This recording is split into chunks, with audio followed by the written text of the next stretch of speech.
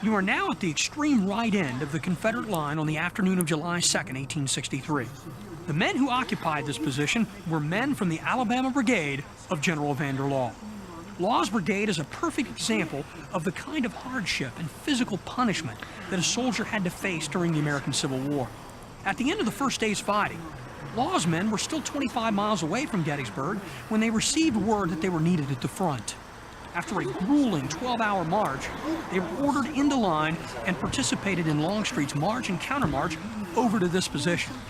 By the time they reached this area at 3:30 in the afternoon, they were nearly exhausted.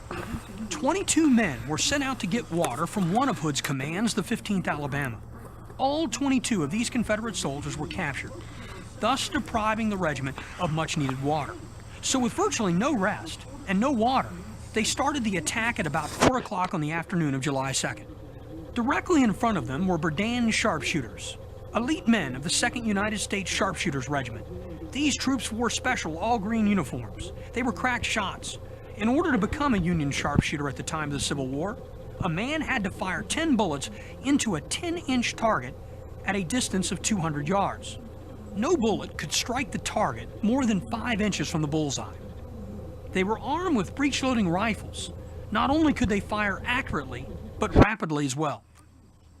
As Hood's men left the safety of the wood line to your right, the green-clad riflemen of the Union Army shot down the Confederate skirmishers in front of the main battle line with frightful accuracy.